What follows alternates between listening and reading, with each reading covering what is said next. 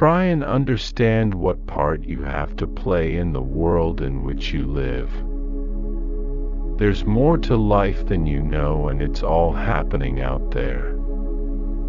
Discover what part you can play and then go for it. Acting is a very personal process. It has to do with expressing your own personality and discovering the character you're playing through your own experience, so we're all different.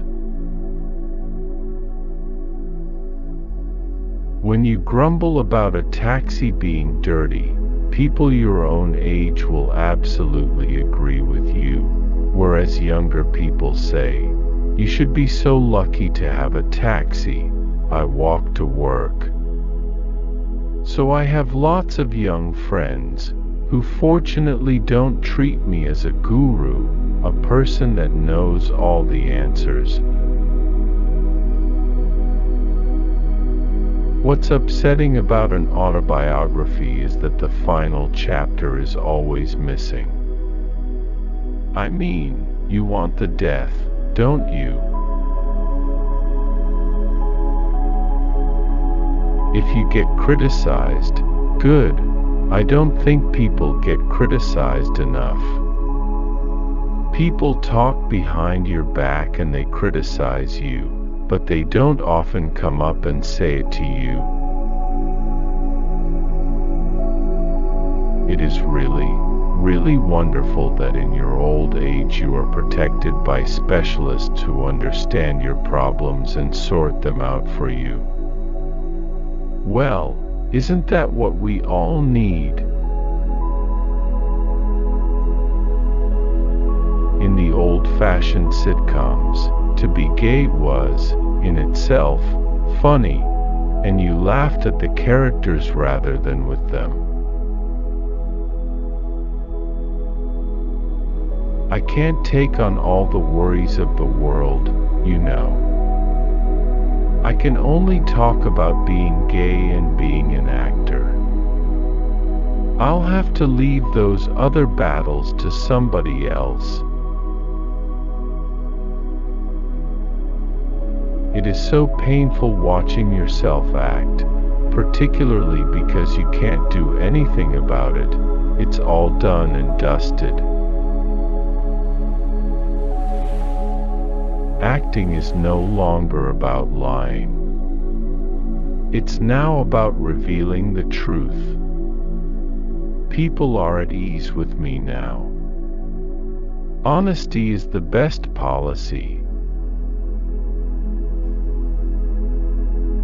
No one needs to feel sorry for me or anyone else who has fallen victim to success.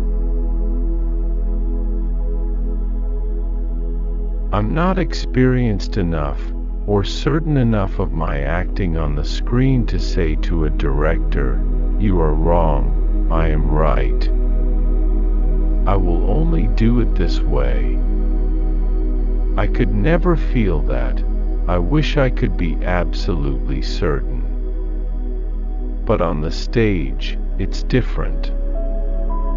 I know where I am on the stage. Some directors don't tell you that it's not your fault, so you get increasingly depressed that you're not delivering what's required, and then you discover it's not you at all. It's something in the background that's out of focus. Ever since the invention of the camera, people have been trying to create 3D, because we see things in 3D. And everyone's aware that the camera doesn't. That's the imagination that happens in the theater. That imagination is translated in film by the film magicians and all the technology. For old actors, just remember that inside you're only 14. Acting is for kids. You poor old grown UPS, You've forgotten how to do what kids know automatically. To know you are in the company with people who love and care for each other, as well as for whatever they are working on, is almost essential. Television can take anything. It can take the most exaggerated of storytelling forms. When you're on stage with an audience, the director's nowhere to be seen. He's on to the next job. You would be surprised how many directors don't know what they want. They might not know what they want until they see it. They might know what they want but no idea how to get it out of the actor. Then you've both got a problem. If you're sounding right, you're probably walking right, and vice versa. If you get the footwork right, if you get even one line right in a rehearsal, the director will say, "Do you know when you said that, it was exactly the character. You were really landed on it." When you were on stage, you could be absolutely open about your emotions and indulge them and express yourself in a way that, in real life, I wasn't doing. The audience's expectations are ever present. I think the point to be understood is that we're all different.